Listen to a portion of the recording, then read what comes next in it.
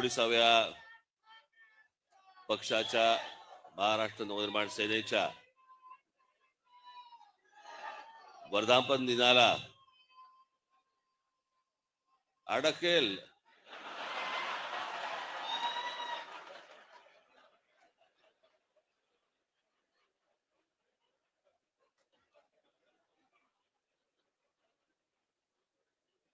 पाणी तर पाणी तर जरा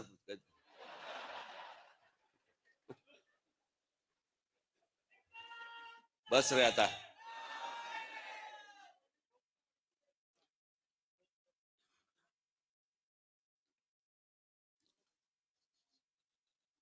आत्ताच ज्यांचं भाषण आपण सर्वांनी ऐकलं ते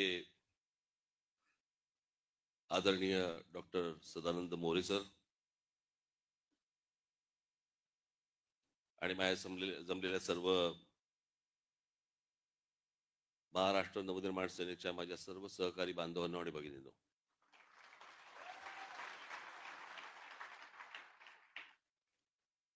मी आज काय फार बोलणार नाहीये जास्ती,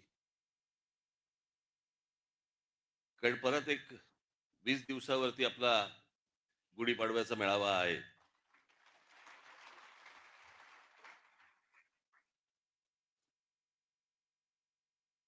आता तिकडे जर समजा मी दांडपट्टाच फिरवणार असेल तर चाकूसुरे कशाला काढू आता मी.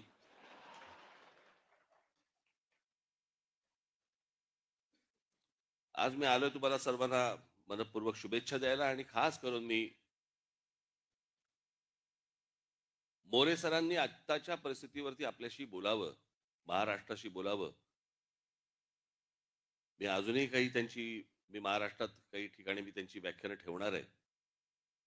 आजच्या या सगळ्या परिस्थितीवरती जी महाराष्ट्राचा जो चिखल झालेला आहे आणि तो निव्वळ फक्त राजकारणासाठी आणि राजकीय फक्त मतन मिळण्यासाठी म्हणून तुमची आपापसात डोकी फोडून घेतायत,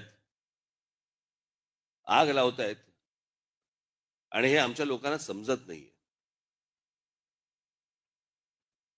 मोरे सरांनी अनेक विषय आता सांगितले. रामायण काळापासून त्यांनी अनेक गोष्टी सांगितल्या.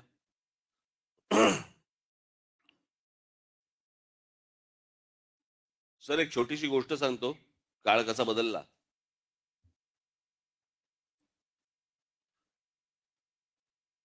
प्रभू रामचंद्रांना ज्यावेळेला वनवास झाला,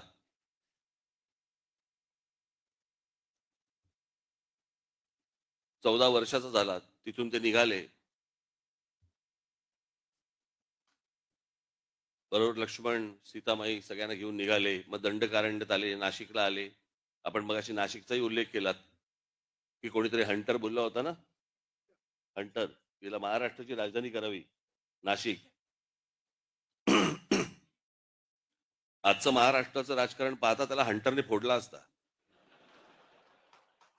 राजधानी नाही, आमची राजधानी, आमच्याकडे करा, आमच्याकडे करा.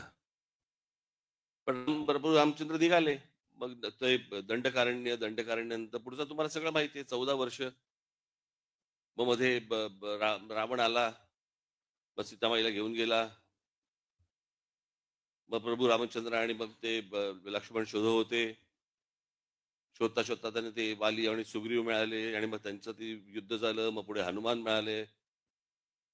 हनुमानाला घेऊन ते मग तिकडे गेले आणि मग तिथे तो सेतू बांधला. सेतू बांधून ते लंकेत गेले. लंकेत गेल्यावर त्या कुंभकर्णाला मारलं. मग कुंभकर्णानंतर रावणाला मारलं. मग रावणाला मारल्यानंतर सीतामाईला घेऊन ते परत अयोध्येला 14 वर्षानंतर परत आले. मध्ये तो त्यांनी एक सेतू बांधला.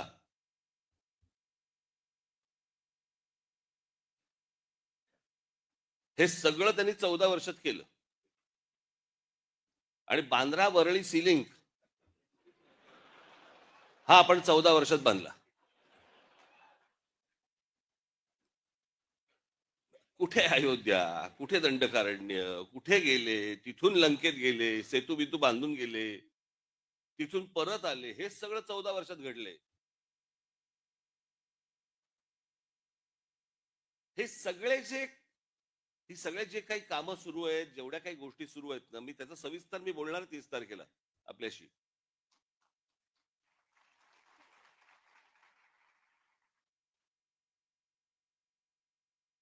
या सगळ्या गोष्टींकडनं तुम्हाला गुमराह करण्यासाठी म्हणून हे जातीपातीचे विषय आणि त्याच्यानंतर हे सगळं सोशल मीडियामधनं तुमची टाळकी भडकवणे, हे जाणून बुजून उद्योग सगळे सुरू आहेत.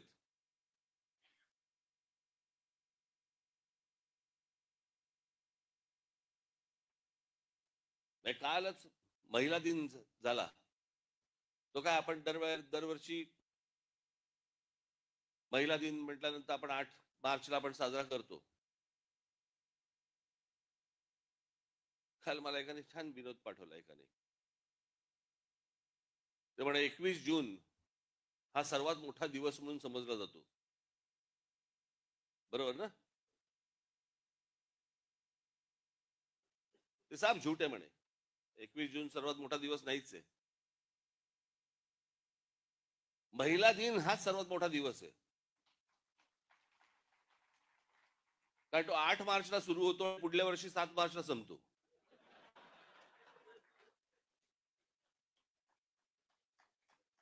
ज्याची ज्याची लग्न झाली असतील प्रत्येकाला हे कळत असेल मी काय म्हणतोय ते.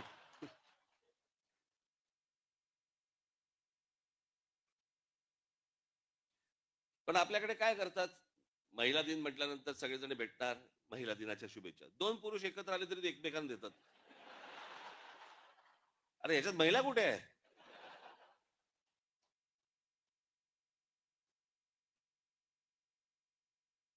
मागचा पुढचा काही विचार नाही, काही नाही, आपले बस शुभेच्छा.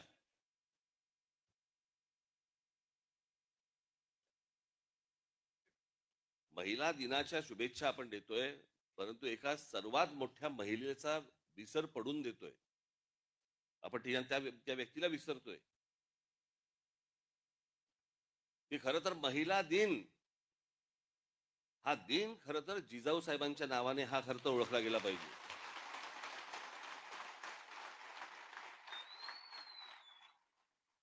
लहान असताना वडील कुठेतरी मोगलांकडे चाकरी करतायत हे ज्या मुलीला पाहवलं नाही, लग्न झाल्यानंतर आपला पती कोणाकडे तरी मोगलांकडे आहे हे ज्या मुलीला स्त्रीला पाहवलं नाही, जिने आपल्या पतीला बंड करायला लावलं, जिच्या मनात सुरुवातीपासून स्वराज्य नावाची गोष्ट ज्या महिलेच्या मातेच्या मनामध्ये होती,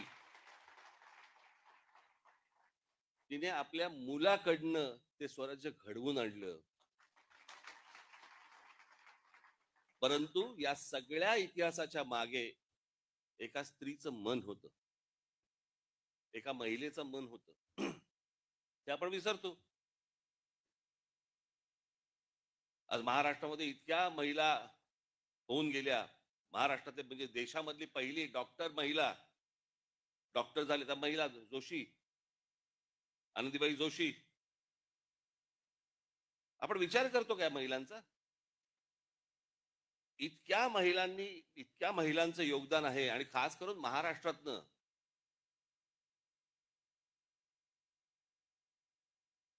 म्हणजे जर समजा तुम्ही सर्वात पुढारलेल्या जर स्त्रिया म्हणून जर समजा बघितल्यात इतिहासामध्ये काढून बघा तुम्ही, सर्वात पुढारलेल्या स्त्रिया, तुम्हाला सर्वात पुढारलेल्या स्त्रिया या महाराष्ट्रात मिळतील.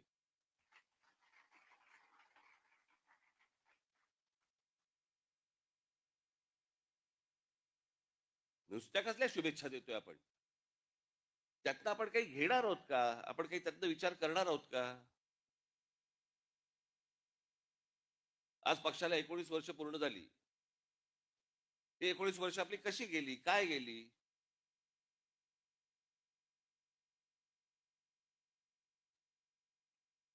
आज असंख्य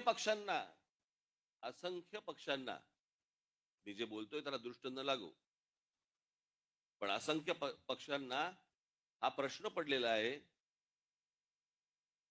की अरे ह्यांचे आमदार येऊन गेले, ह्यांचे खासदारकीला एवढी मतं मिळाली, नंतर ह्यांना इतके पराभव झाले, खासदारकीला पराभव झाले, आमदारकीला पराभव झाले, तरी या पक्षामधली माणसं सगळी एकत्र कशी काय राहतात?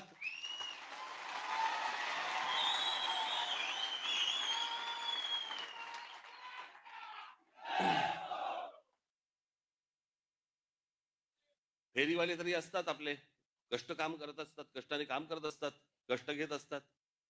पण हे आत्ताचे जे राजकीय फेरीवाले आलेत ना, असे फेरीवाले माझ्या पक्षात नाही, आपल्या पक्षात नाही आहेत. आज या फुटपाथवर तिकडनं कोणी डोळा मारला की त्या फुटपाथवर. हे असले राजकीय फेरीवाले आपल्याला नाही उभे करायचे आहेत. आपल्याला जे बांधायचंय, आपण खणखणीत दुकान बांधू, फेरीवाले नाही होणार.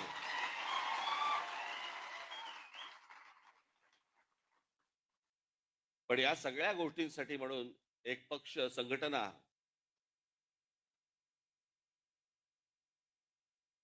जी सगळ्या ठिकाणी आपली आहेच, पण ती मजबूत करणं जास्ती गरजेचं आहे. कालपर्यंत माझा जो गटाध्यक्ष आहे, इथपर्यंत त्याला त्याच्या घरच्यांना पण वाटलं पाहिजे की नाही, माझ्या मुलाची काळजी घेतायत, त्याच्याशी कोणतरी बोलतायत. आणि म्हणून पुढच्या 2 दिवसामध्ये त्याला एक आत्ता आकार दिलेला आहे मी. थोडस मी त्याचं एक गोष्ट लिहून आणली होती, पण ती काही आखी नाहीये.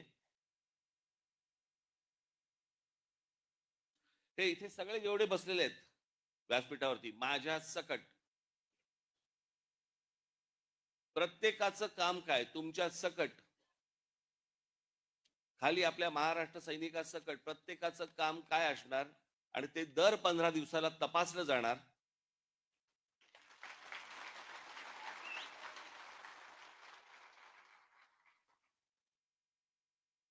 जर महिन्या 1.5 महिन्यामध्ये असं जाणवलं, कारण त्याची यंत्रणाच मी पूर्ण लावतोय वरपासून खालपर्यंत.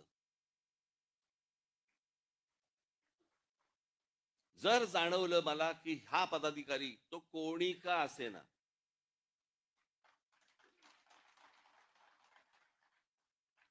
जर मला त्याच्यामध्ये काम चुकारपणा जर समजा दिसला, कळलं का, तर मी त्याला पदावरती ठेवणार नाही. आत्ता सांगून ठेवतो तुम्हाला मी. त्याच्यानंतर ज्या फुटपाथवर जायचं असेल त्या फुटपाथवर जाऊन बसवत त्यांनी.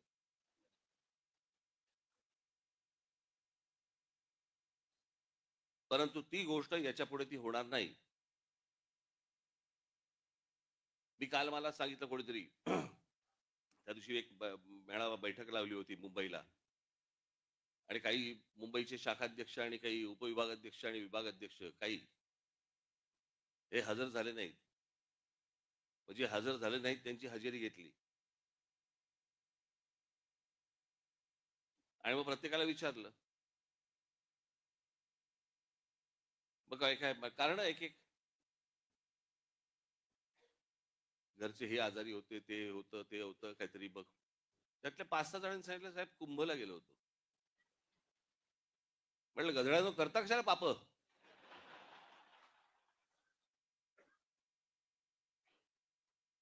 बरं मी हेही विचारलं, आल्यावरती आंघोळ केलीच ना. ते आमच्या बाळा नांदगावकर इथे त्या ह्याच्यातनं घेऊन आले, काय ते छोट्याशा कमंडलू मधनं पाणी घेऊन आले. म्हटलं हड, म्हटलं मी नाही पिणार.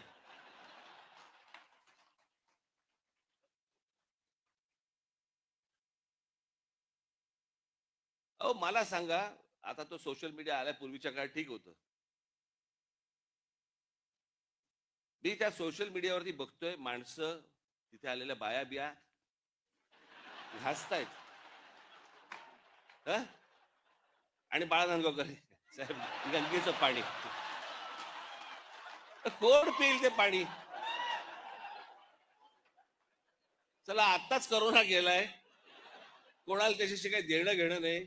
2 वर्ष झाले तोंडाला फडकी बांधून फिरले आणि तिकडे जाऊन जाऊन आंघोळ करतायत.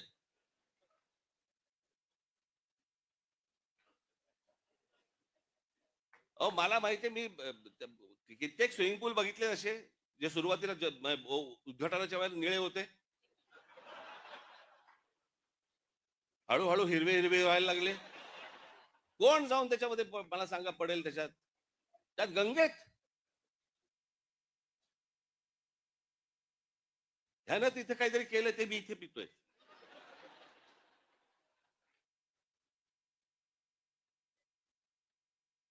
श्रद्धेला पण काय अर्थ आहे की नाही. एक नदी या देशामधली स्वच्छ नाहीये, एक नदी. आणि आम्ही काय नदीला माता. परदेशामध्ये आम्ही अनेकदा जातो त्यावेळेला बघतो तिकडच्या नद्या स्वच्छ नद्या, ते काय तिकडे माता बिता म्हणत नाहीत, तरी नद्या स्वच्छ. आमच्याकडे सगळं पोल्युशनचं पाणी आतमध्ये, कोणी आंघोळ करतायत, कोणी कपडे धुतायत, काय वाटेल ते चालू आहे. राजीव गांधी असल्यापासून ऐकतोय मी गंगा साफ होणार.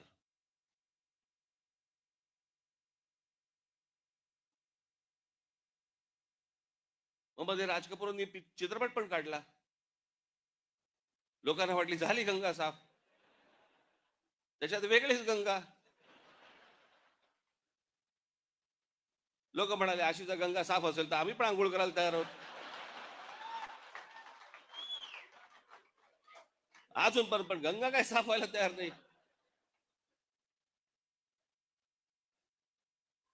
या सगळ्या श्रद्धा अंधश्रद्धेतनं बाहेर या जरा, सगळ्यातनं डोकी हलवा नीट.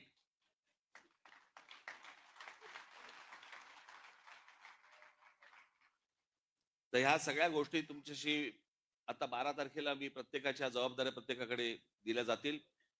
प्रत्येक पदाधिकारी त्यांच्या ज्या टीम्स असतील त्या तुमच्यापर्यंत पोहोचतील, तुमच्यापर्यंत येतील.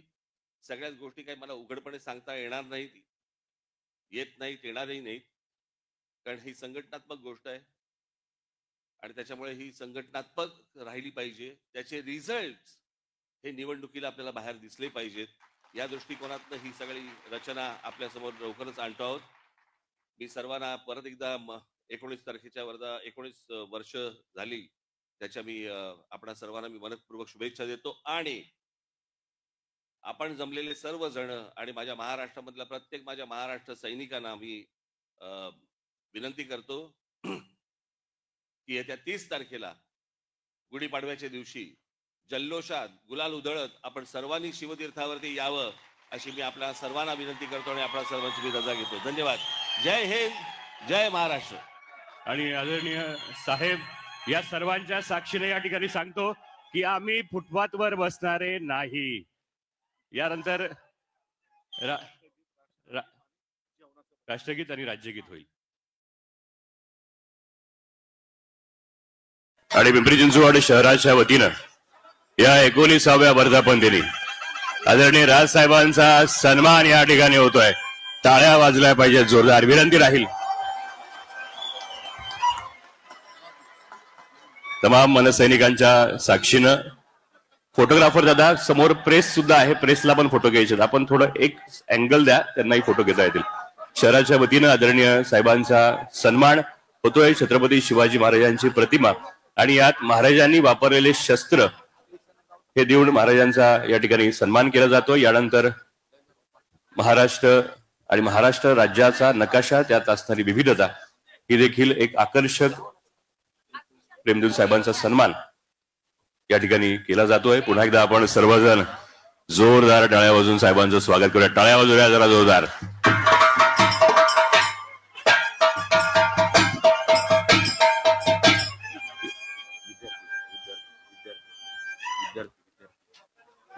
यानंतर मी महाराष्ट्र नवनिर्माण विद्यार्थी सेनेचे अध्यक्ष तथा नेते अमितजी ठाकरे साहेब यांचा सत्कार करण्यासाठी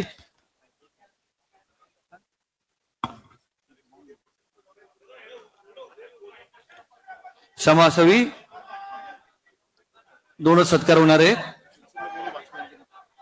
यानंतर मी शहर अध्यक्ष सचिन भाऊ चिखले यांना विनंती करतो की आपण प्रस्तावना करायची आहे. हा वर्धापन दिन सोहळा चिंचवडमध्ये व्हावा म्हणून सचिन भाऊंनी आग्रहाची भूमिका घेतलेली होती. तर सचिन भाऊंनी या आग्रहाची भूमिका घेतल्यानंतर साहेबांनी आपल्यावर जो विश्वास दाखवला त्याबद्दल साहेब आम्ही आपले मनस्वी आभारी आहोत. सचिन भाऊ चिखले यांना मी विनंती करतो की आपण प्रस्तावना करावी.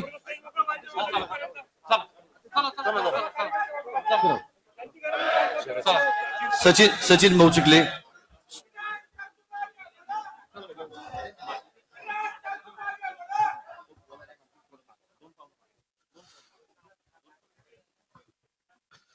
सन्माननीय व्यासपीठ, आदरणीय राजसाहेब, आदरणीय मनसेचे सर्व नेते, आदरणीय वहिनी साहेब, आदरणीय अमित साहेब, त्याचप्रमाणे उपस्थित सर्व महाराष्ट्र सैनिक पदाधिकारी, मी पिंपरी चिंचवड शहरामध्ये आपलं मनापासून सहर्ष स्वागत करतो.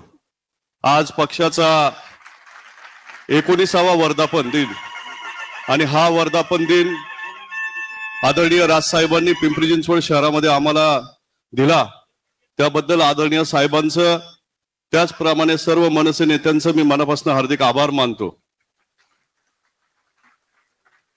साहेब,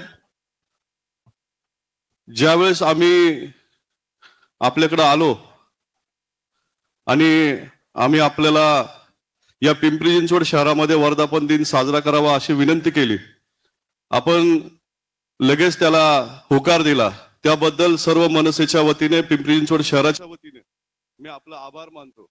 गेले 15 ते 20 दिवस माझ्याबरोबर सर्व माझे मनसैनिक पदाधिकारी 15 ते 20 दिवस सर्व कष्ट करून या ठिकाणी माझ्याबरोबर उपस्थित होते आणि या पिंपरी चिंचवड शहरामध्ये जे वातावरण दिसतंय त्या वातावरणामध्ये त्यांचं मोलाचं सहकार्य आहे.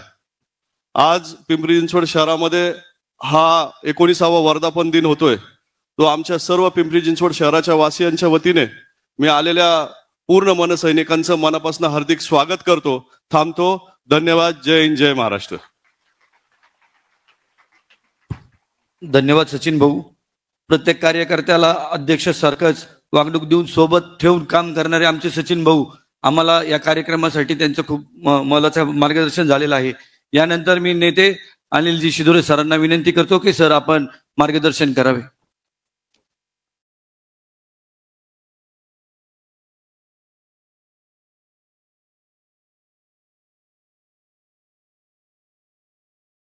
उभा नाहीये. आजचे जे मार्गदर्शक डॉक्टर सदानंद मोरे यांची ओळख करून द्यायला मी इथे उभा आहे. त्याच्या अगोदर सर्वांना आपल्या 19व्या वर्धापन दिनानिमित्त अत्यंत मनापासून हार्दिक हार्दिक शुभेच्छा. खरं म्हणजे मोरे सरांची ओळख, डॉक्टर मोरे सरांची ओळख ही फार करून देण्याची महाराष्ट्राला गरज नाही. कारण ज्यांना राजकारणात काही अतिशय गंभीरपणे काही करायचं आहे किंवा समाजकारणात काही करायचं आहे, त्यांनी त्यांचं लोकमान्य ते महात्मा हे पुस्तक वाचणं अत्यंत आवश्यक आहे. म्हणजे काही राजकारणामध्ये किंवा समाजकारणामध्ये काही गोष्टी असतात की ज्या वाचल्याशिवाय, ज्याचा अभ्यास केल्याशिवाय पुढे जाऊच नाहीये, तरी जातो आपण. त्याच्यामध्ये लोकमान्य ते महात्मा हे पुस्तक आहे. तसं ज्यांचं महाराष्ट्रावर प्रेम आहे अशा प्रत्येक मराठी माणसानं त्यांनी साप्ताहिक सकाळमधून गरजा महाराष्ट्र ही जी लेखमाला लिहिली होती ती वाचली पाहिजे, ती वाचली असणार. महाराष्ट्राची लोकयात्रा हे पुस्तक हे अतिशय महत्वाच्या संदर्भाने भरलेलं आहे. म्हणजे महाराष्ट्राविषयी वेगवेगळ्या प्रकारे, अतिशय वेगवेगळ्या प्रकारे त्यांनी माहिती दिलेली आहे. किंवा मराठी भाषेचा भूगोल, मराठी भाषेचा इतिहास, भाषेचा भूगोल आणि इतिहास याविषयी त्यांनी त्यांच्या मराठीची नगरी या पुस्तकामध्ये सांगितलंय. ते तुम्ही अगदी जरूर वाचलं पाहिजे. मुख्यतः मराठी भाषेला अभिजात भाषेचा दर्जा मिळाला आहे त्या संदर्भात हे फार महत्वाचं आहे. डॉक्टर मोरे सरांचं अजून एक फार वैशिष्ट्य आहे, ते म्हणजे ते नवीन तंत्रज्ञानाशी जुळून घेतात नव्हे, ते फार पुढे असतात. त्यांचं युट्यूबवर महाराष्ट्र मंथन हे जे युट्यूब चॅनेल आहे, हे जे युट्यूब चॅनेल आहे ते मुळीच चुकू नका. आज ते बोलणार आहेत. राजसाहेबांनी त्यांना मुद्दामून आपल्या वर्धापन दिनाला आपल्या सर्वांना काही गोष्टी सांगण्यासाठी निमंत्रण दिलेलं आहे. त्यांचा आजचा विषय आहे महाराष्ट्र काल, आज आणि उद्या. महाराष्ट्रातली आजची परिस्थिती ही कुठल्याही महाराष्ट्रप्रेमी, कुठल्याही मराठी माणसाला, कुठल्याही महाराष्ट्रप्रेमी माणसाला अत्यंत अस्वस्थ करणारी अशी आहे. काही वर्षापूर्वी अनेक वर्ष देशाला दिशा देणारा हाच का तो महाराष्ट्र असं वाटतंय. त्यामुळे आज त्यांच्याकडून या मार्गदर्शनाची आवश्यकता आहे, अपेक्षा आहे. मी वाचलंय त्यामध्ये महाराष्ट्रात खिलजी येऊन गेल्यानंतर अशीच काहीची परिस्थिती महाराष्ट्रात होती. सर्वत्र सुंदोपसंती होती. कोणाचा पायपोस कोणाच्या पायात नव्हता, कोणाचा ताळमेळ कुठे नव्हता. महाराष्ट्रात जाती जातींमध्ये महाराष्ट्रात विविध पंथांमध्ये संघर्ष विकोपाला गेला होता. अशा वेळेस म्हणजे साधारण 1448च्या सुमारास, मी बरोबर आहे की नाही सर नक्कीच त्यांच्या याच्यावर सांगतील, 1448च्या सुमारास मुंबईजवळ एक परिसंवाद भरला होता आणि महाराष्ट्रामध्ये वेगवेगळ्या जातींमध्ये वेगवेगळ्या पंथांमध्ये एकोपा यावा यासाठी म्हणजे आजच्या भाषेमध्ये एक सेमिनार भरला होता. तिथे सर्व लोकांनी एकत्र आले आणि तिथे पहिल्यांदा महाराष्ट्र धर्म या शब्दाची हा शब्द पहिल्यांदा उच्चारला गेला. म्हणजे जवळजवळ छत्रपती शिवाजी महाराजांच्या जन्माच्या अगोदर साधारण 200 वर्ष. त्या तिथल्या सेमिनार विषयी तिथल्या परिसंवादाविषयी महिकावती बखरीमध्ये लिहिलेलं आहे. ते असं लिहिलंय ते मी मुद्दाहून लिहून आणलंय. ते असं आहे की या उपर देशांमध्ये बहुत यवन झाले, राज्य अभिमान सोडला, शस्त्रे सोडली, कृषी धरली, आचारहीन झाले. आचारहीन झाले म्हणजे सध्याच्या राजकारणामध्ये समाजकारणामध्ये आचारहीनच झालोय आपण. आचारहीन झाले, जाणून देवीने धर्मराष्ट्र महाराष्ट्र रक्षाया करणे राजश्री नायकोरायास स्वप्न दिले. महिकावतीच्या बखरीमधलं आहे. तर जाती मेळावा करावा, श्रीदेवी आदिशक्ती जगदंबिका महाराष्ट्र धर्म रक्षिका तुम्हास प्रसन्न असो. वेदशास्त्राचार आहे तो श्रेष्ठ व कुलाचार व देशाचार श्रेष्ठ, तरी हा सर्व धर्म याचा जीव मूळ जो महाराष्ट्र धर्म, असा तो उतार आहे. मला असं वाटतं पहिल्यांदा मी जे काही बघतोय, आता सरांकडून अपेक्षा आहे सर नक्की सांगतील मी बरोबर आहे का चूक आहे किंवा आणखीन काही संदर्भ येतील, पण त्यांच्याकडून आपण आज महाराष्ट्र धर्म आजच्या परिस्थितीविषयी समजून घेऊया. मला खात्री आहे की सरांच्या आजच्या भाषणामध्ये इतिहासाचा वेध घेता घेता भविष्य डोळ्यापुढे ठेवून महाराष्ट्राच्या आजच्या परिस्थितीवर त्यांच्याकडून भाष्य ऐकायला आम्ही उत्सुक आहोत. आणि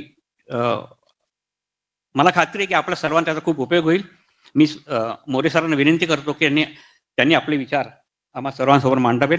डॉक्टर सदानंद मोरे.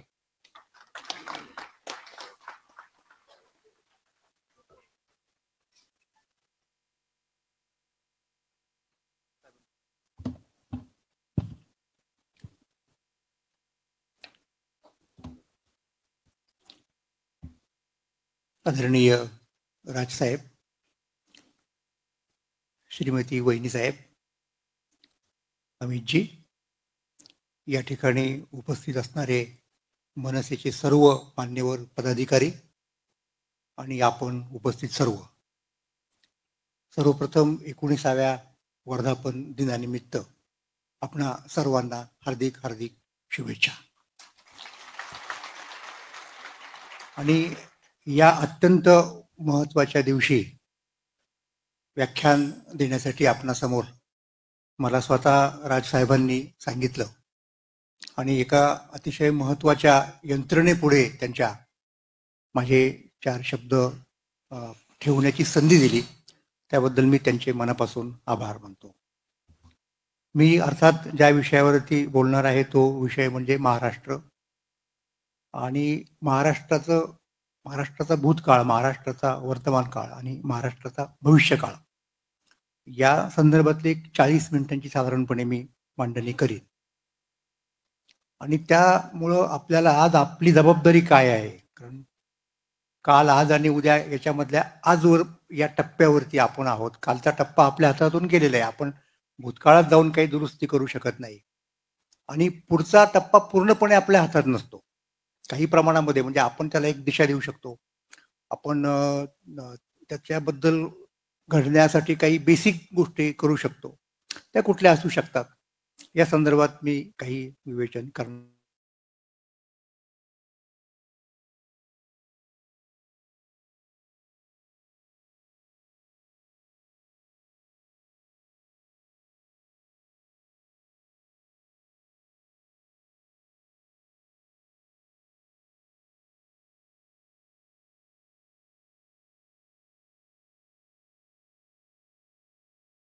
अनेक प्रकारच्या संघटनांमध्ये, विचारसरणीच्या लोकांमध्ये मी वावरलेलो आहे, त्यांचा अनुभव घेतलेला आहे आणि या सगळ्या गोष्टी करताना मी राजकारणापासून अलिप्त राहिलेलो आहे. कारण राजकारणाच्या संदर्भात जर जायचं झालं तर मग आपल्याला सगळ्या गोष्टी नीट स्वच्छपणे सांगता येत नाहीत किंबहुना आपल्याला त्या नीट दिसत पण नाहीत. म्हणून आपल्याला एक अलिप्त ठेवून आपण काही गोष्टी मांडल्या पाहिजेत असं मला वाटलं. त्याप्रमाणे मी अभ्यास करत राहिलो. शिदोरीजींनी सांगितलं त्याप्रमाणे माझी महाराष्ट्रावरची म्हणता येतील अशी 4, 5, 6 पुस्तकं आहेत. त्याच्यात महाराष्ट्र हा शब्द फक्त एकाच पुस्तकात आहे, म्हणजे शीर्षकात. त्याच्यावरून तुम्हाला लक्षात नाही यायचं कदाचित की मग याच्यात शब्द कुठे आहे. म्हणजे तुकाराम दर्शन, तुकाराम दर्शन हे माझं पुस्तक महाराष्ट्र संबंधीचं आहे, लक्षात घ्या. तर असो, हा माझा महाराष्ट्र नावाचा विषय आहे आणि तो मी बऱ्यापैकी पुढे नेलेला आहे असं अशी माझी समजूत आहे. आणि मधल्या काळामध्ये एक 6 वर्षांपूर्वी 7 वर्षांपूर्वी महाराष्ट्र राज्य साहित्य संस्कृती मंडळाच्या अध्यक्षपदावरती माझी नियुक्ती झाली आणि त्याच्यानंतर 2, 3, 4 वेळा सत्तांतर झाली, परंतु त्यातल्या कुठल्याही सत्ताधाऱ्यांनी मला बाजूला केलं नाही. म्हणजे मी म्हणत होतो की बाबा धन्यवाद, तुमच्यासाठी मी काम केले अगोदरच्या लोकांसाठी, तुम्ही आता नव्याने आले आहात, हा माझा राजीनामा. फक्त कोणी स्वीकारलेलं नाही. म्हणजे त्यांना असं वाटलं की हा माणूस खरोखर तटस्थपणे, अलिप्तपणे, पक्षनिरपेक्षपणे काम करणार आहे. तर ही माझ्या अभ्यासाची एक पावती आहे असं मला वाटतं. असो, एवढी प्रस्तावना केली आणि आता आपण थेट विषयाकडे जाऊ. आपण काल आणि आज असा थोडासा पहिल्यांदा विचार मांडू. आणि काल म्हणजे कुठे, तर काल म्हटल्यानंतर आपल्याला किती काही लांब जाता येतं ना. म्हणजे अगदी थेट सातवाहन काळापर्यंत जाता येतं, थेट रामायण काळापर्यंत जाता येतं. आपल्याला आज तितका वेळ नाहीये. पण फक्त रामायण काळातला एक मुद्दा मी मुद्दाम सांगणार आहे. म्हणजे तो का सांगणार आहे, तर मी असं ऐकलं मधल्या काळात की नाशिक हे राजसाहेबांचं आवडतं शहर आहे एक.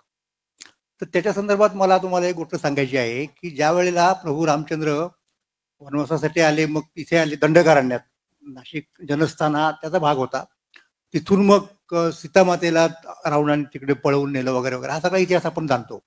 मग तिकडे भरताला राज्य मिळावं अशी कैकेयीची इच्छा होती, परंतु भरताला ते मान्य नव्हतं ना. तर तो त्यांच्यात एक संघर्ष झाला. तो पण मुद्दा बाजूला सोडला. पण आता नाईलाज म्हणून त्यानं ते मान्य केलं. मी कारभार बघतो, फक्त गादीवरती बसणार नाही, हे माहिती आहे तुम्हाला, हा सगळा इतिहास माहिती आहे. दरम्यानच्या काळात सीतेचं हरण झालं. मग रामप्रभू तिकडे निघाले लंकेत जायला, रावणाला मारण्यासाठी आणि सीतेला सोडवण्यासाठी. तर ही गोष्ट भरताच्या कानी गेली आणि भरताच्या कानी गेल्यानंतर त्याला वाटलं अरे आपण मदत करायला गेलं पाहिजे ना. आपल्या वहिनींचं अपहरण झालेलं आहे, म्हणजे आत्ताच्या शब्द वापरायचं झाला तर. मग तिथे जर रामप्रभू गेले असतील त्या रावणाला मारायला लंकेत, तर आपण त्यांना मदत केली पाहिजे. म्हणून भरत सैन्य घेऊन निघाला. दरम्यानच्या काळात काय झालं की रामप्रभू पोहोचले सुद्धा लंकेत, युद्ध पण झालं, त्यांनी रावणाला मारलं, सीतेला सोडवलं आणि ते परत निघाले. म्हणजे भरताला ती संधीच मिळाली नाही. भरत निघून इथे येईपर्यंत राम इथे आले, म्हणजे महाराष्ट्रात त्यांची पहिली भेट झाली नंतर. आणि ती तिथेच, म्हणजे जिथे सीतेचं हरण झालं होतं जनस्थानामध्ये, म्हणजे आजच्या नाशिकमध्ये. आता तुम्हाला गंमत सांगतो, पुढची गंमत फार इंटरेस्टिंग आहे. ती गंमत अशी आहे की आता 14 वर्ष होत आली होती किंवा झालीच होती जवळजवळ, आणि तो काळ संपला होता. तर भरताला रामाकडे चार्ज देण्याची इतकी उत्सुकता, इतकी घाई होती की अयोध्यापर्यंत जायला त्याची तयारी नव्हती तिथे थांबायला. त्यानं रामप्रभूचा पहिला राज्याभिषेक हा नाशिकला केला. माहित नाही लोकांना आहे. म्हणजे हा पहिला राज्याभिषेक रामाचा इथे आहे. म्हणजे इथला खरा राजा, ज्याला आपण अधिकृत राजा म्हणू शकतो, हा प्रभू रामचंद्र आहे महाराष्ट्राचा. आणि मग अयोध्येचा झाला, ते नाशिकच्या लोकांना माहित नाही. तो काय वेगळा मुद्दा झाला. त्याच्यानंतर तुम्हाला एक नाशिकबद्दल आणखीन एक गमतीची गोष्ट सांगायची आहे, ती फार इंटरेस्टिंग आहे.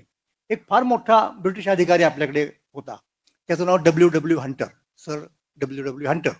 आणि हंटर साहेब म्हणजे कोणते, आपल्याला तेवढं माहिती असतं की महात्मा फुले यांनी ज्याच्या पुढे साक्ष दिली ते हंटर. हंटर हा आपल्याकडच्या गॅजेटियर नावाची जी गोष्ट आहे ना, त्याचा जनक आहे. हंटरनी महाराष्ट्राचा इतिहास लिहिला, मराठ्यांचा. हंटरनी भारताचा इतिहास लिहिला. हंटरनी खूप चांगल्या चांगल्या गोष्टी केलेल्या आहेत. त्या हंटरचं असं म्हणणं होतं की भारताची राजधानी ही नाशिक असली पाहिजे, हे त्यांनी लिहून ठेवलेलं आहे. असो, तर सांगायचा मुद्दा असं की भारतामध्ये महाराष्ट्राचं स्थान किती महत्वाचं आहे हे मला तुम्हाला सांगायचं की संपूर्ण रामायणाला टर्न देणारी जी घटना आहे एक, ती महाराष्ट्रात घडली आणि वगैरे वगैरे वगैरे. मी आता फार लांब जाणार नाही, कारण मी तुम्हाला म्हटलं की फक्त सुरुवात म्हणून तुम्हाला एक महत्व सांगतो आपण किती लांबचे आहेत. महाराष्ट्र ही उदाहरणार्थ भगवान श्रीकृष्णाची सासरवाडी आहे. आपल्या विदर्भामध्ये अमरावती नावाचं जे गाव आहे त्याच्या तिथे ते कौंडिन्यपूर वगैरे वगैरे होतं, ही गोष्ट आपल्याला माहिती आहे. तर आपण तिथून थेट पुढे येऊ. पुढे आपण कुठे येऊ, एक टप्पा आत्ता वगळू, परत त्याच्याकडे जाऊ कदाचित आपण तिथे. म्हणजे आता आपण ब्रिटिश काळामध्ये येऊ, ब्रिटिश काळामध्ये महाराष्ट्राच्या इतिहासाचं संशोधन व्हायला लागलं, भारताच्या इतिहासाचं संशोधन व्हायला लागलं. अगोदरचे संशोधक हे अर्थात इतिहास लेखक हे ब्रिटिश होते, पाश्चात्य होते. मग हळूहळू भारतातले लोक त्याच्यामध्ये प्रवेश करते झाले. आणि त्याच्यामधला एक फार महत्वाचा माणूस ज्याचं नाव मी तुम्हाला सांगतो तो म्हणजे सर जदुनाथ सरकार. जदुनाथ सरकार हे बंगाली इतिहासकार होते आणि त्यांनी सगळ्यात जर महत्वाची गोष्ट काय केली असेल तर संपूर्ण मोगलांचा इतिहास लिहिला, औरंगजेबाचं चरित्र लिहिलं आणि त्या चरित्रात, त्या मोगलांच्या इतिहासात त्यांना वारंवार शिवाजी महाराजांचं नाव यायला लागलं. म्हणून त्याची उत्सुकता वाढली की कोण शिवाजी महाराज, एवढं दरवेळेला हे येतंय आपल्याकडं नाव. म्हणून त्यांनी स्वतंत्रपणे शिवाजी महाराजांचा अभ्यास केला चरित्राचा आणि शिवाजी महाराजांचं चरित्र लिहिलं, शिवाजी अँड हिज टाइम्स. त्या चरित्राचं भाषांतर बडोद्याच्या वाकसकारांनी केलं मराठीमध्ये, शिवाजी आणि त्याचा काळ असं हे त्या पुस्तकाचं नाव.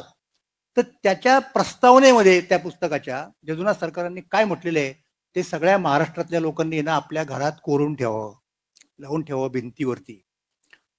जदुनाथ सरकार असं म्हणतायत की आता मुद्दा शिवाजी महाराजांचा आहे की शिवाजी महाराजांच्या काळात मराठ्यांनी किती पराक्रम गाजवला हे तर आपल्याला कळतच आहे आणि त्यासाठीच तर हे पुस्तक लिहिलं.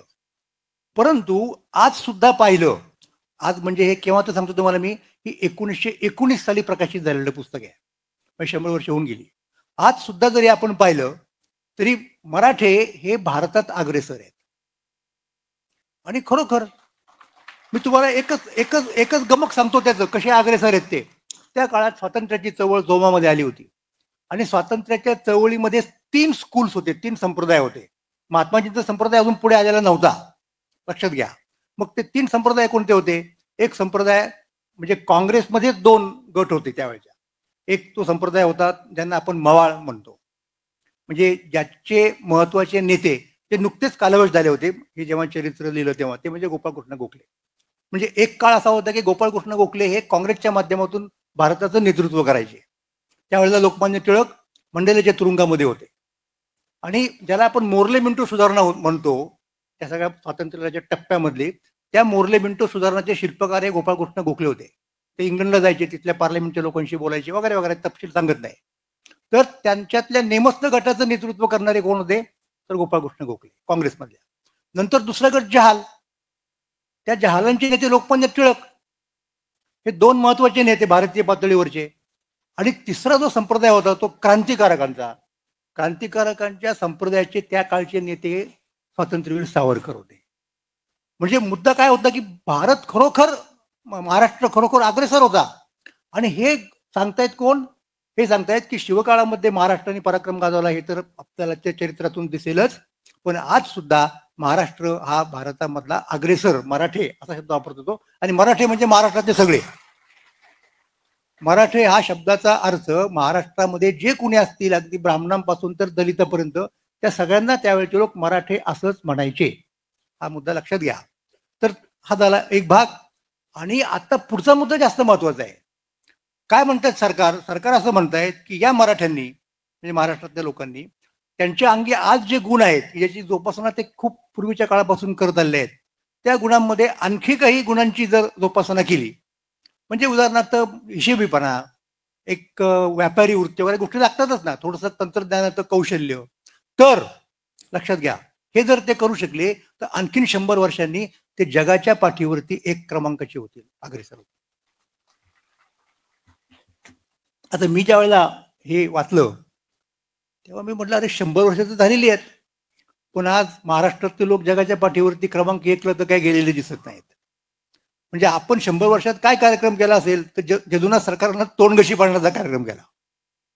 म्हणजे त्यांचं भविष्य आपण खोटं ठरवलं. लक्षात घ्या, 1919 सालची जी परिस्थिती होती, लोकमान्य टिळक हे काँग्रेसचे निर्विवाद नेते होते भारतीय पातळीवरचे, त्यामुळं ते जे म्हणत होते त्यांना दिसत होतं ना. आणि त्या पद्धतीने त्याने जे प्रोजेक्ट केलं होतं भविष्य, तसं नाही घडू शकलं. ही वस्तुस्थिती इथं मान्य केलीच पाहिजे. तर हे का घडलं, का नाही आपण जाऊ शकलो पहिल्या त्या क्रमांकावरती, हा माझ्या पुढचा प्रश्न होता. आणि आता हा प्रश्न जर सोडवायचा झाला, त्याचं उत्तर जर शोधायचं झालं तर आपणाला इतिहासामध्येच जावं लागतं, इतिहास समजून घ्यावा लागतो महाराष्ट्राचा, भारताचा. परत जागतिक पातळीवरती काय भानगडी आहेत, कारण जागतिक पातळीवरती कसं पुढे जाणार आपण, जगाच्या पातळीवरती पुढे जायचं आपल्याला तर पहिल्यांदा जग समजून घेतलं पाहिजे ना. म्हणून मी गेले 3 वर्ष साप्ताहिक सकाळमधून विश्वाचे अर्थ नावाचे लेख मला लिहितोय जगाच्या इतिहासावरती. आणि त्यात भारताला काय कॉन्ट्रीब्युट करण्यासारखं आहे, आज सुद्धा महाराष्ट्राला काय करण्यासारखं आहे, याची चर्चा मी करतोय माझ्या पद्धतीने. तर हा महत्वाचा मुद्दा आहे. मग असं काय घडलं की आपल्याला क्रमांक 1 वरती जाता आलं नाही? आणि माझ्या लोकमान्य ते महात्मा या ग्रंथामध्ये ज्याचा आता उल्लेख शिदोरे साहेबांनी केला, हा एक मुद्दा आपोआप आलेला आहे. म्हणजे तो कसा आलेला आहे की 20 साली लोकमान्य टिळक गेले. 20 साली टिळक जेव्हा गेले तेव्हा देशाचं नेतृत्व त्यांच्या पूर्ण हातामध्ये होतं. आणि त्यांच्यानंतर ते नेतृत्व गांधीजींच्याकडे गेलं. म्हणजे त्याचा प्रांताच्या भाषेत जर सांगायचं झालं तर काय म्हणू शकतो आपण की महाराष्ट्राच्या हातात नेतृत्व निसटलं. पण ते का निसटलं हा मुद्दा आला. म्हणजे लोकमान्य टिळकांच्या नंतर महाराष्ट्रातले लोक आपलं नेतृत्व काय, म्हणजे हा गांधींचा मुद्दा नाही, लक्षात ठेवा. गांधीजींचं ग्रेटनेस ते आहेच, ते काय आपल्याला कोणाला नाकारायचं कारण नाही. पण मग महाराष्ट्रामध्ये गेले कित्येक वर्ष चालत असलेलं नेतृत्व जे होतं, भारताचं नेतृत्व, ते महाराष्ट्रातल्या माणसांना काय टिकवता आलं नाही, हा खरा प्रश्न आहे. की जेणेकरून मग गांधीजी ते करू शकले. गांधीजीची क्षमता वगैरे हा अत्यंत वेगळा मुद्दा आहे, तो इथं गल्लत करू नये या गोष्टीची. मी फक्त आपण कुठे कमी पडलो. म्हणजे मग लोकमान्य टिळक या संपूर्ण ग्रंथामध्ये टिळकांच्या नेतृत्वाकडनं गांधींच्याकडं जे संक्रमण झालं, ते संक्रमण कसं झालं, नेमकं महाराष्ट्रात काय घडलं, या सगळ्याचा हिशेब त्या ठिकाणी मी मांडलेला आहे. आणि ते आपण टिकू शकलो नाही याचं सगळ्यात महत्वाचं कारण मला असं दिसलं की ते म्हणजे महाराष्ट्रामधला जातीयवाद. महाराष्ट्रामधला जाती म्हणजे तुम्हाला एक उदाहरण सांगतो मी. आता महाराष्ट्रात काही प्रश्न आहेत आणि ते असतातच, कुठल्याही प्रांतामध्ये प्रश्न असतात, थेट कुठल्याही गावात सुद्धा प्रश्न असतात. जिल्हा प्रांत वगैरे गोष्ट सोडत तसे महाराष्ट्रातही काही प्रश्न होते. आणि महाराष्ट्रातल्या प्रश्नांची सोडवणूक करताना महाराष्ट्रात त्या काळात काही प्रमाणात जातीय संघर्ष होणं अपरिहार्य होतं. पण मग जेव्हा आपण राष्ट्राच्या पातळीवरती जातो तेव्हा हे प्रांताच्या पातळीवरचे संघर्ष आपण काही काळात पुरते का होईना आपण बाजूला ठेवले पाहिजेत. ही जी महत्वाची भूमिका होती ना, ती भूमिका आपल्याला नाही स्वीकारता आली त्या काळामध्ये. म्हणजे आता तुम्हाला माहिती आहे की कौरव आणि पांडव यांच्यात किती युद्ध होतं, म्हणजे किती वैर होतं. म्हणजे कौरवांनी पांडवांचं राज्य लबाडीने हिरावून घेतलं, त्यांना तिकडे वनवासात पाठवलं वगैरे, या गोष्टी आपल्याला माहिती आहेत. तर ते तिकडे वनवासामध्ये असताना झालं असं की ते एके ठिकाणी गेले होते, असं काहीतरी जलक्रीडा वगैरे करायला पिकनिकला गेले होते कौरव. आणि तिथे तो चित्रसेन गंधर्व होता आणि तो त्याच्या सगळ्या लोकांच्या सकट तिथे आला होता आणि तो तिथे एन्जॉय करत होता. तर हे तिथे कौरव गेले, धडपडले आणि मग चित्रसेनाला राग आला आणि त्या गंधर्वांचा आणि कौरवांचं झालं युद्ध.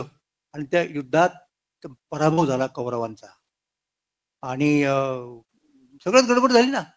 तर ही गोष्ट कुणाला कळली, पांडवांना कळली, कारण पांडव त्यावेळेला वनवासामध्ये होते.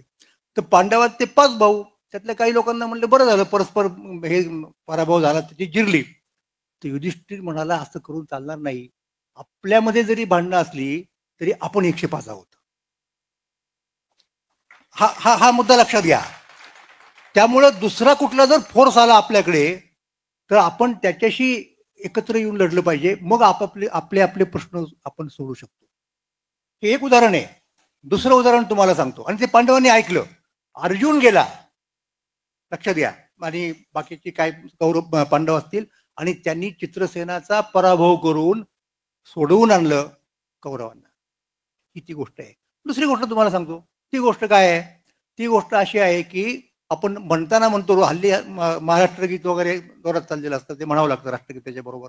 आणि त्याच्यात एक शब्द असा, एक ओळ अशी येते की दिल्लीचेही तख्त राखतो महाराष्ट्र माझा, बरोबर आहे ना. तर दिल्लीचे तख्त म्हणजे भारत देश.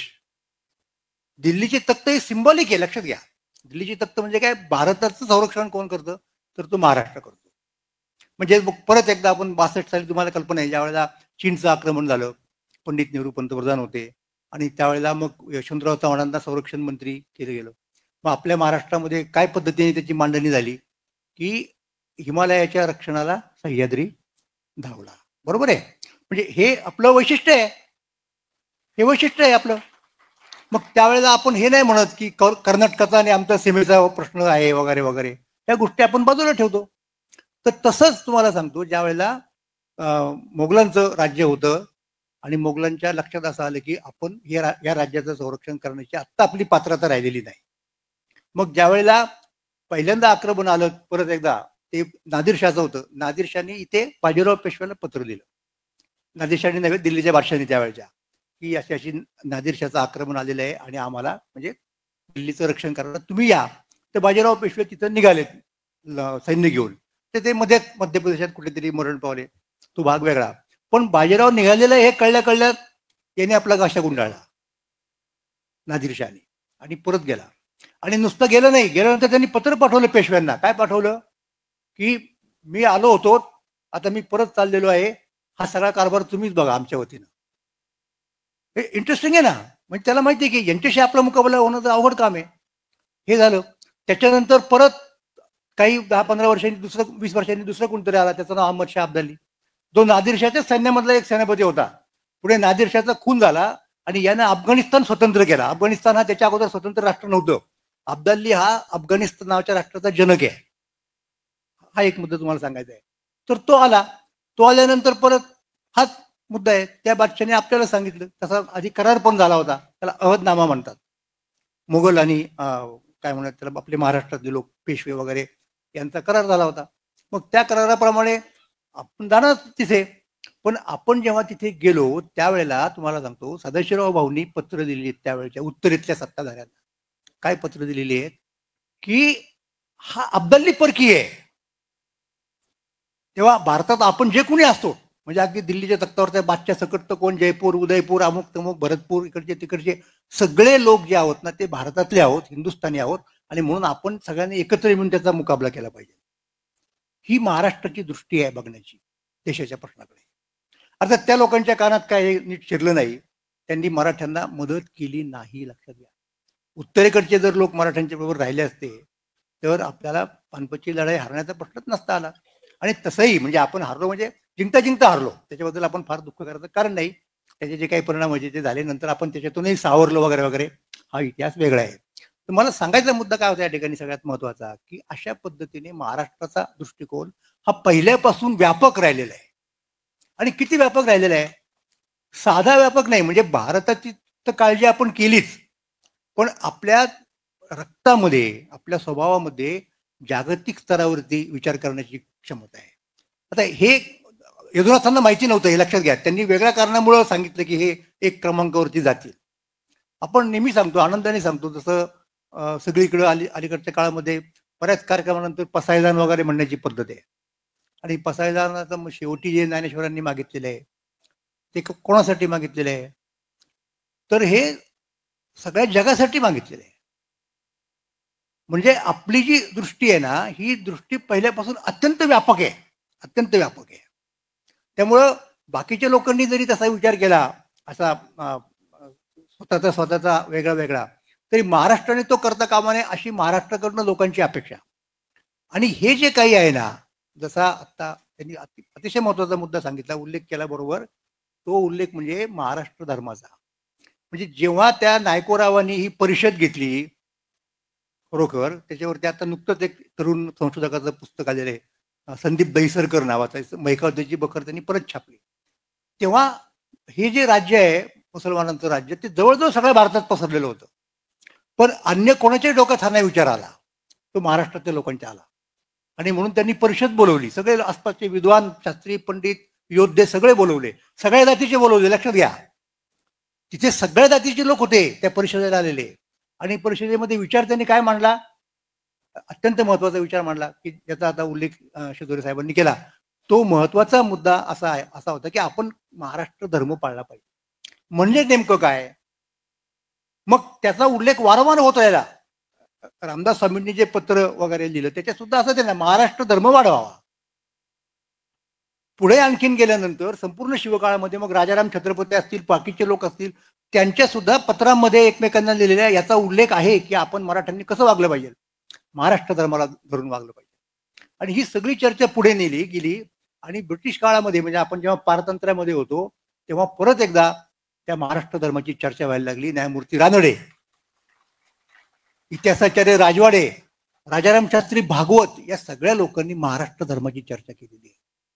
आणि त्या महाराष्ट्र धर्माच्या चर्चेचा समारोप म्हणता येईल असा खरं तर तो कुणी केला, तर तो केला तो आचार्य विनोबा भावेंनी. आणि त्याच्या पूर्वी पण एक टप्पा आहे, तो मी तुम्हाला सांगतो थोडक्यात. पण विनोबा काय म्हणाले बघा, विनोबा असं म्हणाले की महाराष्ट्र धर्म हा त्रिविक्रम आहे. आणि त्रिविक्रमाचा अर्थ असा की जो अवतार झाला ना पूर्वीच्या काळात विष्णूच्या 10 अवतारापैकी त्यातला एक अवतार वामन. वामन हा लहान आहे, बटू आहे, आणि पण त्याच्यात क्षमता केवढी आहे की वामनाने 3 पावलात मावेल एवढी जमीन मागितली बळीकडे, बळीने दिली. मग त्यांनी पहिल्या पावलामध्ये संपूर्ण पृथ्वी व्यापली, दुसऱ्या पावलामध्ये स्वर्ग व्यापला, म्हणजे 3 पावलं त्याची एकूण. तसं महाराष्ट्र धर्माची 3 पावलं आहेत. ती कोणती? पहिलं पाऊल हे महाराष्ट्र म्हणजे स्थानिक, कारण जोपर्यंत आपला पाया पक्का नाही तोपर्यंत आपण बाहेर जास्त गडबड नाही करू शकत, हा मुद्दा आहे.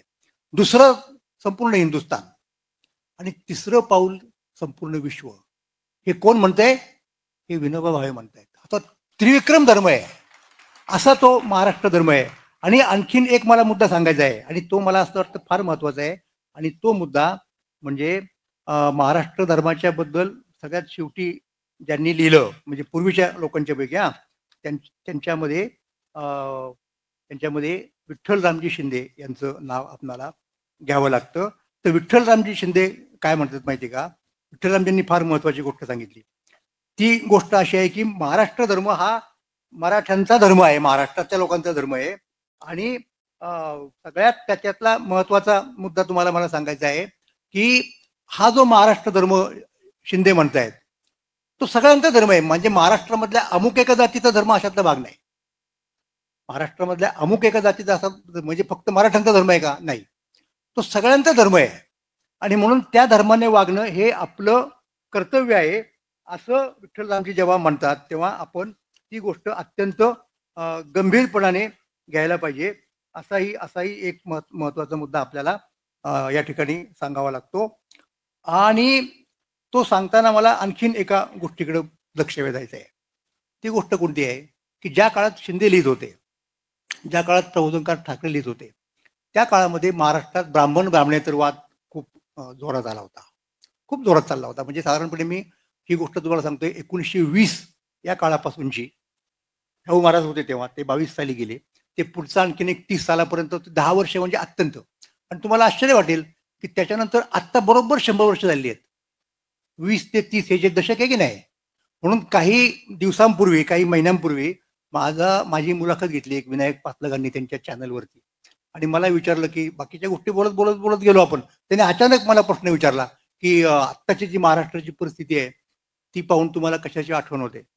मी पटकन उत्तर दिलं की मला उत्तर पेशवाईची आठवण होते. उत्तर पेशवाईमध्ये जातीमध्ये भांडणं लागली होती, घराघरात भावकी निर्माण झाली होती. आणि त्यामुळं महाराष्ट्राच्या शत्रू लोकांना फावलं ना. तशी परिस्थिती आज आलेली आहे महाराष्ट्रामध्ये या ठिकाणी आपल्याला दिसते. आणि उत्तर पेशवाईत म्हणालो मी, लक्षात घ्या, पेशवाईत नाही म्हणालेलो. पेशवाईच्या काळातला सुरुवातीचा जो कालखंड होता म्हणजे पहिले जे 3 पेशवे कमीत कमी होते त्यांच्या काळामध्ये जातीभेद नव्हता. जाती होत्या, जाती असणारच, त्या पहिल्यापासूनच्या होत्या आपल्या भारतामध्ये. त्याचा एक वेगळी मीमांसा आहे, त्या भांगडीत पडणार नाही मी. पण त्या काळामध्ये जेव्हा जाती होत्या तेव्हा ह्या सगळ्या जातींनी एकत्र येऊन महाराष्ट्र घडवलेला आहे. छत्रपती शिवाजी महाराजांचा जर आपण विचार केला तर त्यांचं वैशिष्ट्य काय आहे शिवाजी महाराजांचं? शिवाजी महाराजांच्या काळात जात निर्मूलन वगैरे अशा गोष्टीची चवळ हाती घेणं कोणाला शक्य नव्हतं. एक इतिहासातून आपल्याला जी परिस्थिती मिळते त्या परिस्थितीमध्येच आपल्याला कार्य करावं लागतं. शिवाजी महाराजांनी सगळ्या जाती जमातींच्या मध्ये जे काही गुण त्यांच्यामुळं ऍक्सिडेंटली म्हणा किंवा कसेही म्हणा त्या सगळ्यांचा उपयोग स्वराज्याच्या कार्यासाठी कसा करता येईल हे पाहिलं. त्यात कुणालाही बाजूला ठेवलेलं नाही. आणि ते महाराष्ट्राचं वैशिष्ट्य आहे ना की स्कोप द्यायचं सगळ्या लोकांना ज्यांच्यामध्ये जे आहे. म्हणजे अगदी तुम्हाला गंमत सांगतो, म्हणजे प्रबोधनकारांचं नाव निघालं म्हणून सांगतो की प्रबोधनकारांनी पुस्तक दिलं वक्तृत्वावरचं. मराठीमधलं पहिलं पुस्तक प्रबोधनकारांचं आहे वक्तृत्व विषयावरती. आणि ते पुस्तक पुण्यामधल्या मला वाटतं आर्यभूषण छापखान्यामध्ये किंवा चित्रछायेत कुठेतरी छापलं जात होतं. आणि आता ते पहिलंच पुस्तक त्यांचं, ते वयाने तरुण होते 25 मध्ये वगैरे, त्यामुळे त्यांना उत्सुकता आपल्या पुस्तकाची. ते पण सकाळी जायचे त्या छापखान्यात प्रूफ पाहायला.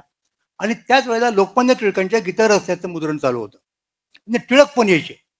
तर एकदा टिळक आणि प्रबोधनकार असे एकत्र एकदम एकाच वेळेला सकाळीच लवकर आले ना, तो प्रेस उघडण्याच्या दरम्यान ते आले.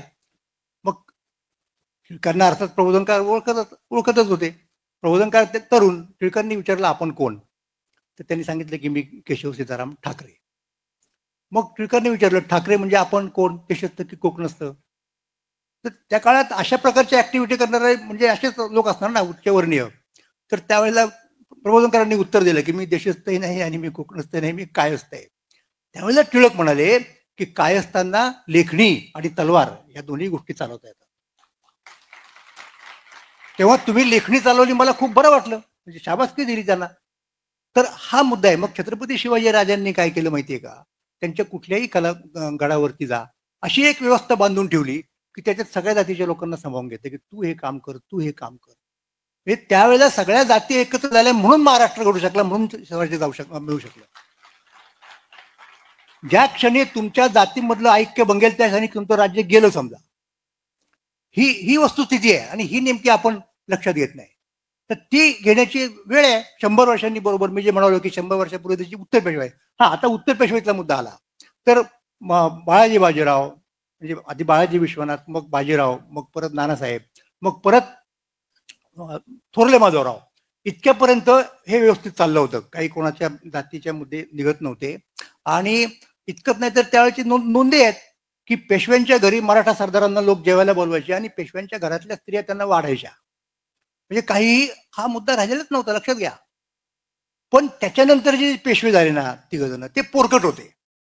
त्यांच्या काळात काही चुकीच्या गोष्टी घडल्या आणि त्यामुळे त्यांनी इतर लोकांना दुखावलं. म्हणजे उदाहरणार्थ तुम्हाला सांगतो, त्या काळात ग्रामण्य निर्माण झाली की आमचे अधिकार, ब्राह्मण म्हणजे प्रिव्हिलेज, हे आमचेच फक्त अधिकार आहेत, बाकीच्यांनी गाजवता कामा नये. म्हणजे उदाहरणार्थ सोनार लोकांनी दुटांगी धोतर सुद्धा नेसायचं नाही, उभं गंध सुद्धा लावायचं नाही, अशा गोष्टी. परत तीच गोष्ट काय असतं आणि ब्राह्मण, ते हे वाद तिथे आले पुढे. आणि ह्या वादांचा फायदा ब्रिटिशांनी घेतला आणि हे वाद पुढे राहावेत यासाठी ब्रिटिशांनी सुद्धा प्रयत्न केले. तर हे आपल्या लोकांच्या लक्षात नाही आलं, ते याच्यातच राहिले गुरमीमध्ये. आणि त्याच्यातनं ब्राह्मणेतर चळवळीचा उगम झाला. त्यामुळे ती ब्राह्मणेतर चळवळ त्या काळामध्ये समर्थनीय होती, हे मी तुम्हाला सांगतो. मी स्वतः ब्राह्मणेतर चळवळीचा अभ्यासक आहे. मी ब्राह्मणेतर चळवळीवरती पुष्कळ लिखाण केलेलं आहे. मी बडोद्याचे ब्राह्मणेतर पत्रकार पाळेकर यांच्या संपूर्ण जागृती नावाच्या वर्तमानपत्राचा अभ्यास करून तो खंडच्या खंड काढलेला आहे.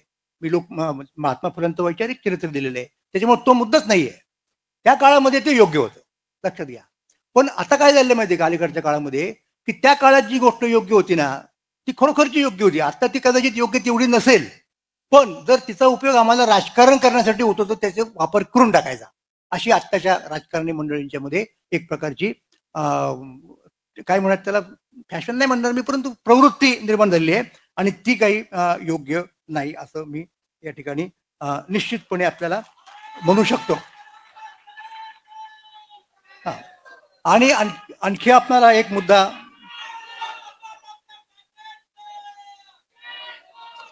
आणखी एक शेवटचा मुद्दा मला आपल्या पुढे ठेवायचा आहे आणि तो खरोखर महत्वाचा आहे.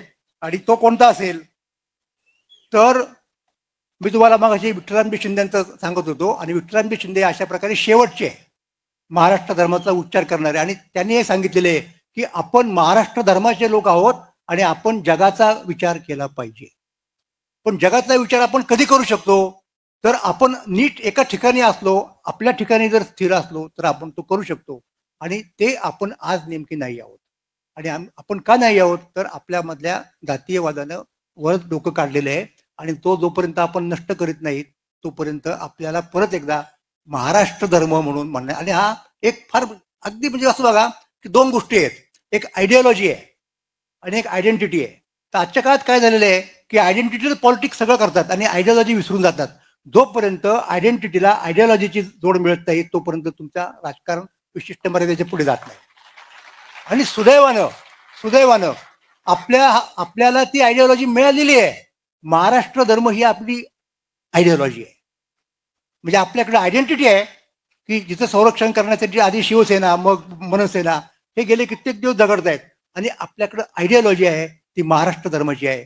जर आपण महाराष्ट्रीयन, मराठी माणूस, मराठी आणि आपल्याबरोबरची आयडिओलॉजी म्हणजे महाराष्ट्र धर्म म्हणजे आपली स्वतःची, देशाची आणि जगाची चिंता करायची, हे जर आपण करत राहिलो तर यदुनाथ सरकार म्हणाले त्याप्रमाणे आपण परत एकदा म्हणजे 100 वर्षाचा काळ गेला पण आणखीन 25 वर्षात जगात सुद्धा अग्रेसर होऊ शकू असं मला वाटतं. आणि हे माझं विश्लेषण आपल्या समोर ठेवायचं, आपल्याशी संवाद करण्याचं काम माझ्याकडनं मला संधी देऊन राजसाहेबांनी करून घेतलं त्याबद्दल मी त्यांना धन्यवाद देतो. आपण शांतपणे ऐकून घेतलं आपल्याला धन्यवाद देतो आणि या 19व्या वर्धापन दिनानिमित्त परत एकदा शुभेच्छा देऊन थांबतो. जय हिंद, जय महाराष्ट्र, जय विश्व. आदरणीय सरांचे विचार हे विचार करायला हवे. एकदा जोरदार टाळी या ठिकाणी आपल्या